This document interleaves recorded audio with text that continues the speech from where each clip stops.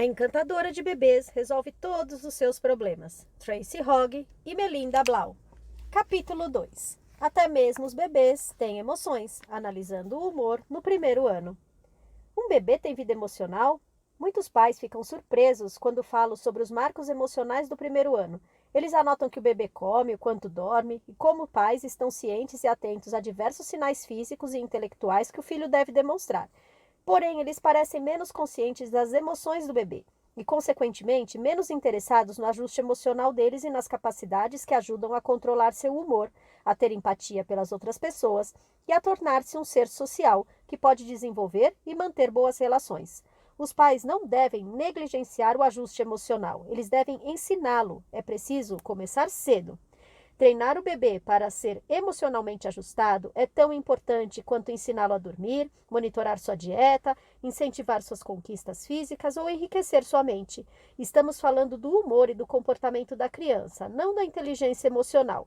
Para usar o termo popularizado pelo psicólogo Dan Goleman em seu livro em 1995. O desenvolvimento emocional, como ele reage aos eventos, o humor em geral e a capacidade de controlar-se e superar a frustração, o nível de atividade, a facilidade com que ele exalta e depois se acalma, a sociabilidade, a reação a novas situações, continuará da mesma maneira que o desenvolvimento físico e mental. Como os bebês sentem? A vida emocional do bebê, assim como a nossa, é regulada pelo sistema límbico, uma pequena parte do cérebro, que também é conhecida como cérebro emocional. Uma vez que o sistema límbico se desenvolve de baixo para cima, as primeiras estruturas ao amadurecer são as límbicas inferiores. Essa parte inferior do cérebro inclui a amígdala, em formato de amêndoa, que é como uma central de ações para as emoções de uma pessoa. A amígdala avisa outras partes do cérebro de que vale a pena reagir a algo. Em outras palavras, ela é responsável por gerar emoções brutas, a reação espontânea de lutar ou fugir do cérebro, que acelera o pulso e aumenta o fluxo de adrenalina. O sistema límbico superior começa a se desenvolver entre 4 e 6 meses de idade, e então a mente se torna ciente das emoções. Embora o cérebro da criança continue amadurecendo até a adolescência, vamos considerar o que acontece apenas no primeiro ano. Menos de 4 meses. Mesmo que o seu bebê seja uma pequena coisinha, o cérebro primitivo está no controle.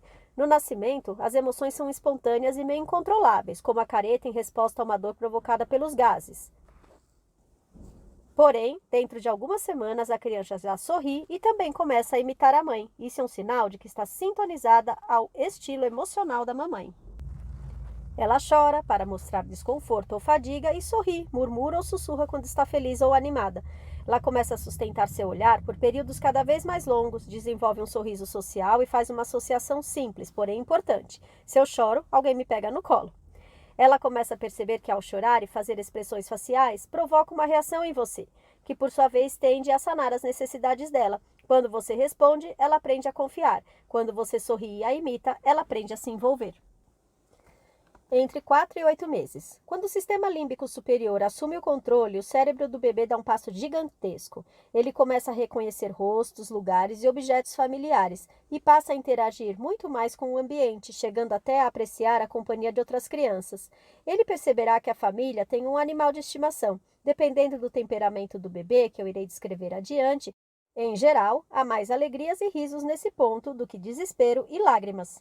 Você verá que ele começa a sentir e a comunicar essas emoções por meio de expressões faciais, não apenas do choro. Agora, a vida emocional do bebê já está mais complexa. Algumas crianças passam a mostrar sinais rudimentares de capacidade de controlar as emoções. Por exemplo, se o bebê deita-se para uma soneca, inquieta-se um pouco e conversa sozinho por alguns momentos. Chupa a chupeta, abraça seu brinquedo ou cobertor favorito até adormecer. Ele já começou a aprender a confortar-se e a acalmar-se sozinho. Isso tende a acontecer mais cedo com os bebês de bom temperamento. Porém, a ação de acalmar-se, como outras capacidades emocionais, é algo que se aprende. Assim como você segura as mãos do bebê para ajudá-lo a andar, também poderá orientá-lo nesses primeiros passos emocionais. De 8 meses a 1 ano. Bebês nessa idade sentem e compreendem mais do que conseguem comunicar. Porém, se você observar a sua filha cuidadosamente, verá que aquelas pequenas engrenagens rodando na cabecinha dela e suas emoções negativas e positivas estão fluindo e surgindo durante o dia. Ela é uma presença real na sua casa e fica deliciada com sua companhia. Você pode chamá-la do outro lado da sala e ela irá virar a cabeça como se dissesse: "O que há?"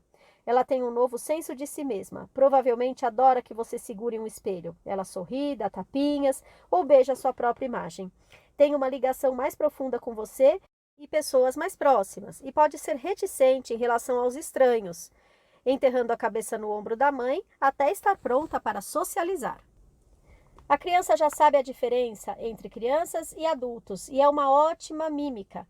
E também já tem uma memória melhor, porque uma parte do cérebro, o hipocampo, está quase totalmente formado entre 7 e 10 meses. A boa notícia é que ela se lembra de várias pessoas da sua vida, dos livros que você já leu para ela. A má notícia é que qualquer novidade agora causará nela uma reação muito forte. Além disso, algumas crianças ficam frustradas porque sua capacidade de comunicação está aquém de sua atividade mental. Assim, elas não conseguem expressar o que precisam. Elas podem se tornar agressivas ou autodestrutivas, batendo com a cabeça, por exemplo. A manha também é comum e é algo que você não quer encorajar. Na realidade, a maneira pela qual você responde às manhas e estados emocionais determina até certo ponto que tipo de emoções você poderá esperar do seu filho na infância. Porém, não acredite que conseguirá convencer facilmente uma criança acostumada aos escândalos. Lembre-se do que minha avó dizia: comece como deseja continuar. Em outras palavras, não deixe os maus hábitos se desenvolverem. Sei que é mais fácil falar do que fazer. Alguns bebês são mais difíceis do que outros, mas todos podem aprender. O truque é conhecer o bebê para que você possa adaptar suas estratégias às necessidades dele. A natureza, o temperamento do bebê. A constituição emocional de cada bebê é pré-determinada, pelo menos em parte, pela biologia, os genes e a química cerebral. Imagine sua própria árvore genealógica para ver como o temperamento é transferido de uma geração para outra, como se fosse um vírus emocional. Babás, funcionárias de creche, pediatras e outros que já viram tantos bebês quanto eu, concordam que eles são diferentes desde o nascimento. Alguns são sensíveis e choram mais que os outros, alguns mal são afetados pelo que acontece ao redor. Alguns parecem aceitar o mundo com os braços abertos e outros olham desconfiados para o ambiente. No meu primeiro livro, apresentei os 5 tipos de temperamento: anjo, livro-texto, sensível, enérgico e irritável. Alguns profissionais e pesquisadores que classificam os bebês citam 3 ou 4 tipos. Outros dizem que existem até 9. Ou então classificam os bebês segundo uma perspectiva específica, como a adaptabilidade ou o nível de atividade. Eles também usam nomes diferentes para cada tipo. Porém, para a maioria dos estudiosos, o temperamento, às vezes denominado personalidade, natureza ou disposição, é a matéria-prima que o bebê possui quando vem ao mundo. O temperamento afeta seu modo de comer, dormir e reagir ao mundo que o cerca. Você pode reconhecer o seu filho em uma das categorias específicas ou pode achar que ele possui uma combinação de 2 temperamentos, do anjo, livro-texto, sensível, enérgico e irritável. Fim da primeira parte do capítulo 2.